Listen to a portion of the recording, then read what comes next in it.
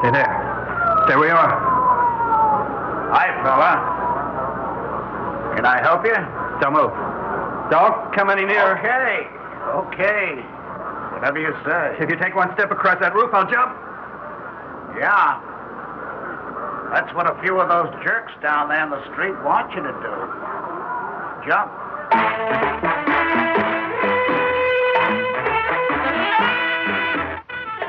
Theater 5 presents Jump, Jump.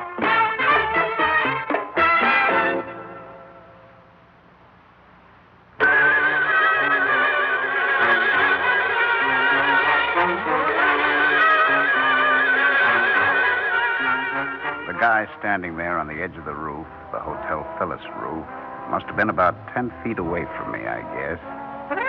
Sandy-haired fella in his late 20s, I figured. Kind of an Ivy League type. Slight, dressed pretty good. I wouldn't have any trouble if I could get a hold on him, but from the way he looked at my cop's uniform, I could see that I'd have to go very easy. He didn't trust me. He didn't trust anybody. Hey, fella? Can you hear me? Hey, you up there on the edge of the roof. Can you hear me? Yes, I can hear you.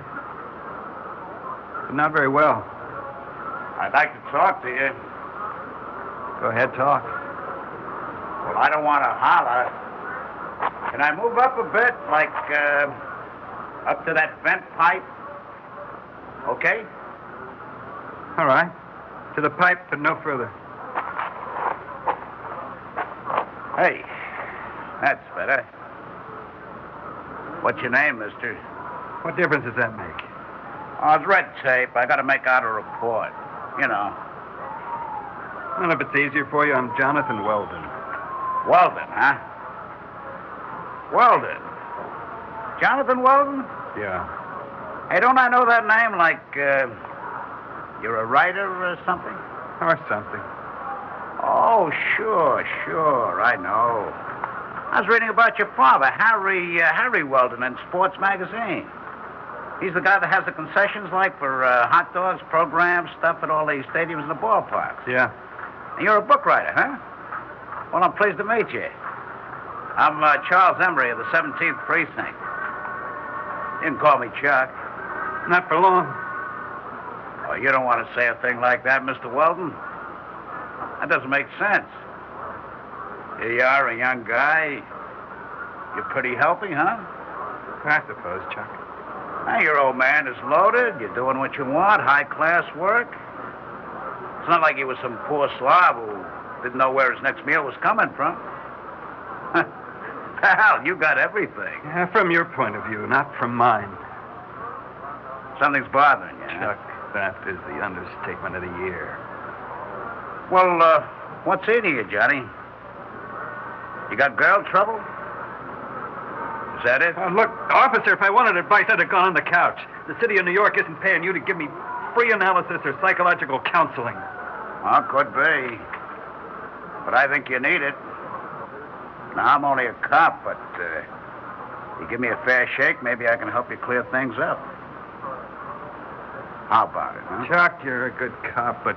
It's a long way down to that sidewalk, mister. Once you step off, you can't change your mind. So you better be plenty sure you want to take that step. Right? Right. Right, you're right. Give me 5 minutes. Tell me what's bugging you. And maybe you'll feel different. Don't edge up on me like that. Don't flatter yourself. I got a wife and 3 kids, Johnny. I'm not going to wrestle with you on the edge of the roof. But I'll be glad to listen to you. All right. I'll tell you why I'm here. Because I don't want to live anymore. My whole world is just disintegrated. A dame, huh? That wasn't the first thing. It started with my last book, The Gingerbread Motel. Huh? No one else ever heard of it either. Came out 2 months ago. The greatest reviews you ever saw. Well, what's wrong with that? Critics called it the season's greatest literary achievement. Sensitive, lyric, evocative. Well, that's good. Yeah, sure. So this morning I went to see my publisher, David J. Bernstein. Johnny, look at these reviews. L.A., Dallas, Cleveland, Chicago. Every one of them raves. That's quite a collection. Yeah, Dave, I know. I've seen most of them, so... Well, I don't understand why you don't advertise more. Well, advertising costs money, Johnny.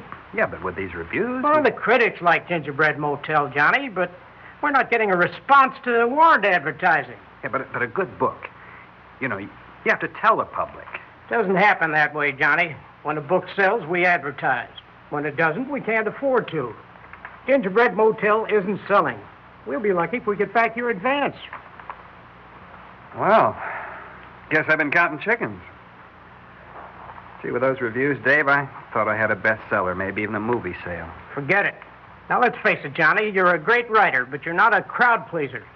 Now, if you could only learn to cater to the crowds, maybe you wouldn't be such a good writer, but you'd make a very good living.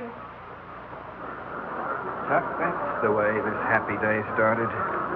Well, okay, Johnny, but just because you're not making $1 million, well, lots of guys don't. They don't kill themselves. You probably make more than me, and I got a family. I know, but I need more. Just how much more I didn't know until I met my girl for lunch.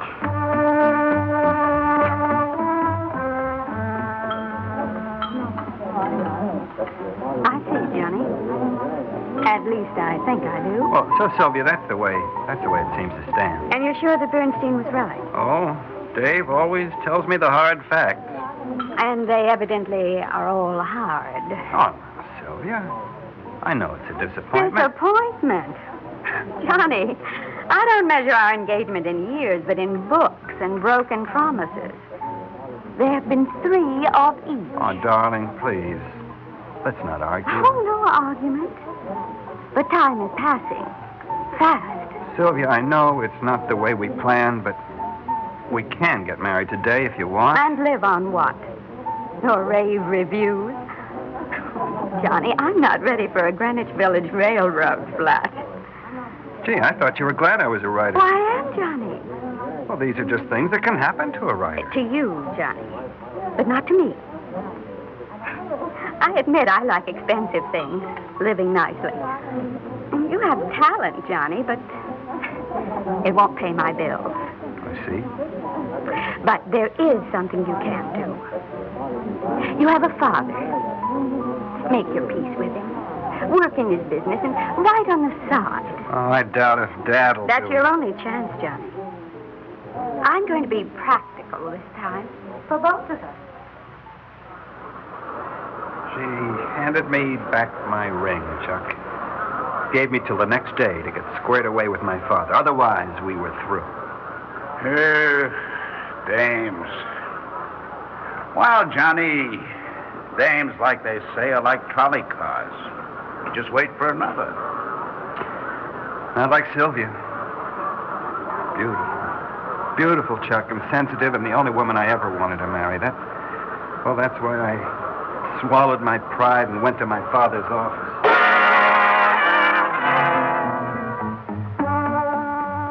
Yeah, that's the deal, Barney. I either get the merchandise at my price or you lose the contract. Call me tomorrow.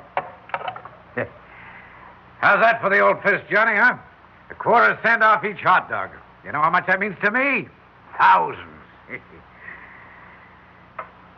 Well, Johnny, you're quite a stranger.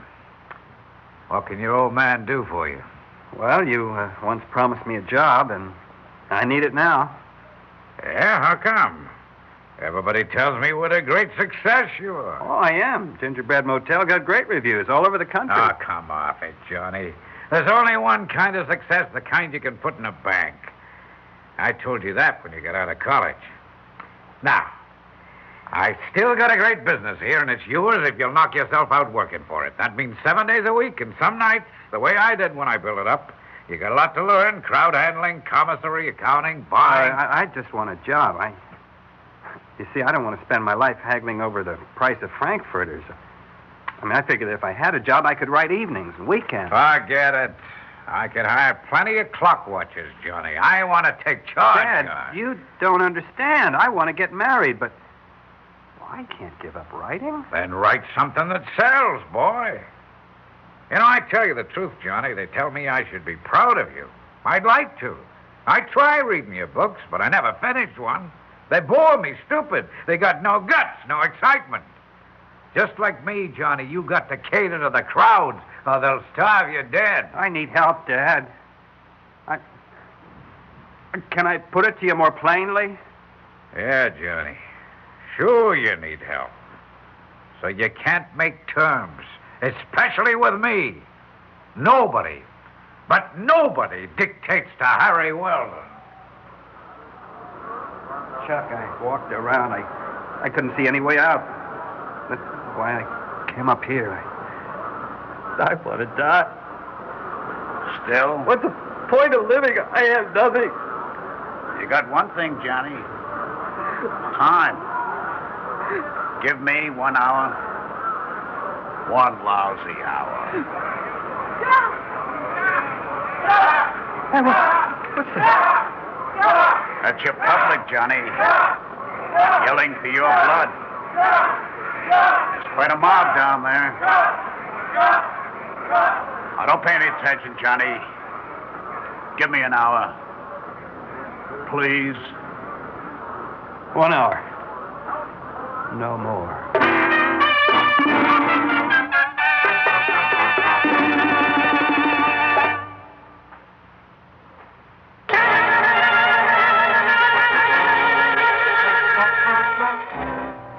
When I got Jonathan Weldon to give me his word not to jump off the roof of the Hotel Phyllis for 1 hour, I felt I'd won half the jackpot. I figured that all I had to do would be to get 2 other people to the Hotel Phyllis roof to talk to him.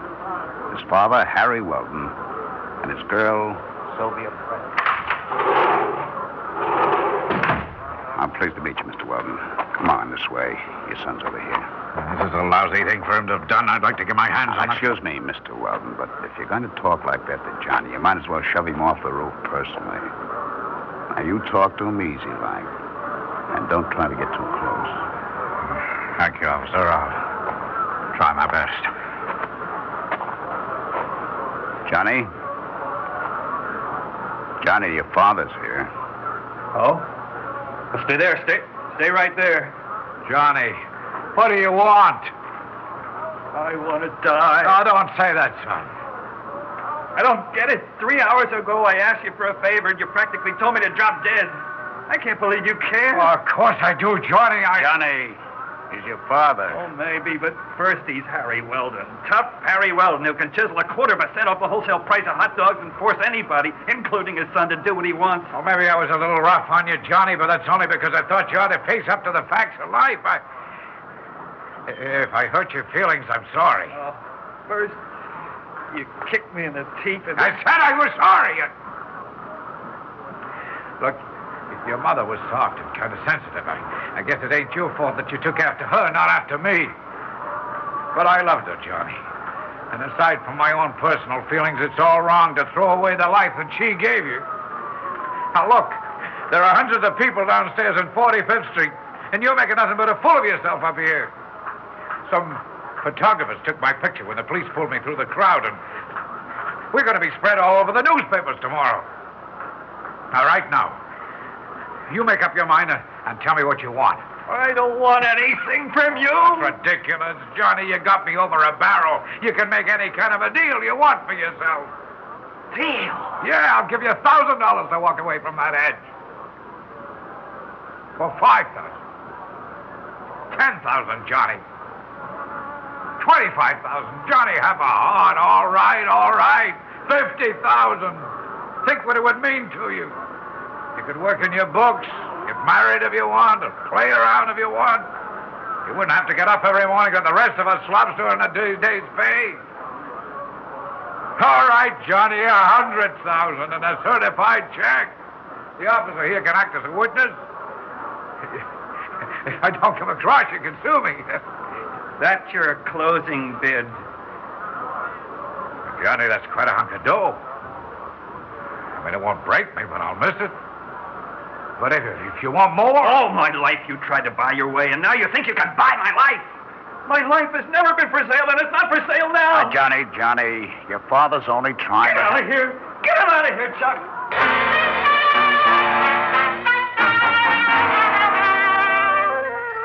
I led Harry Weldon away, knowing that I had struck out. A couple of minutes later, Sylvia Breton arrived. I took one look at her and knew that she was a great reason for any guy to want to live. Officer, I'm Sylvia Breton. Where's Johnny? Over near the edge of the roof there. Oh, poor Johnny. Officer, is it my fault? I mean, I didn't think he was so attached to me. Now, look, miss, it's a lot of things all rolled up together, but maybe you can help him if you want to. Of course I want to. You just take it easy when you talk to him. Yes. Try to get him away from the edge of the roof. You got me? I'll try.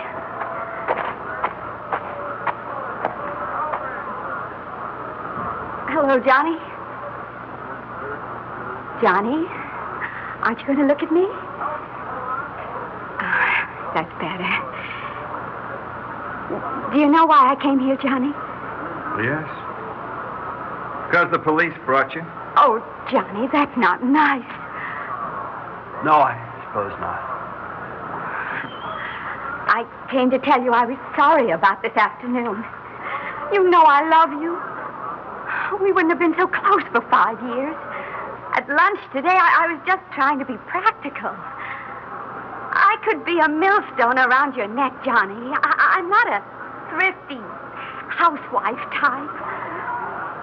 But if you think we ought to get married, Johnny, regardless of your financial condition, I'm quite willing. Willing, but not anxious. Oh, please, Johnny. If you love me, don't do this awful thing. I'd always feel guilty. My conscience would bother me till the day I died. It would be just too terrible. Oh, please. Come here and kiss me and put the ring back on my finger. That would be a little too easy, Sylvia. Then you don't love me. Not as much as I used to, perhaps, but enough to say goodbye. Johnny! Don't you see what that means, Sylvia? I'm giving you what you want most.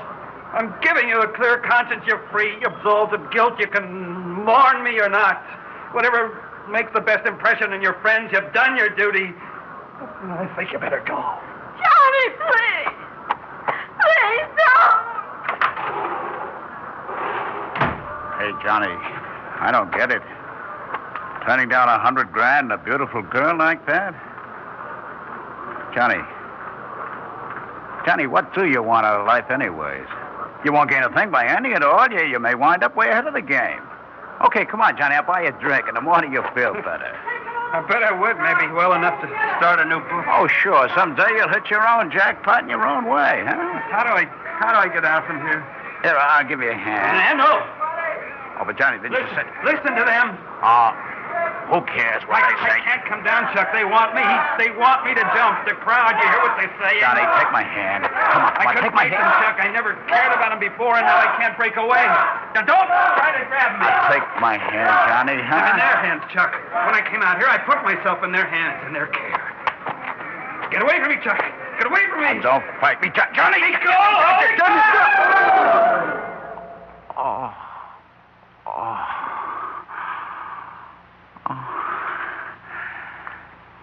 He asked for your help down there. You down there in the streets. And you wanted his blood. Well, you got it.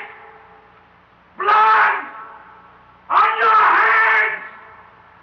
On your hands.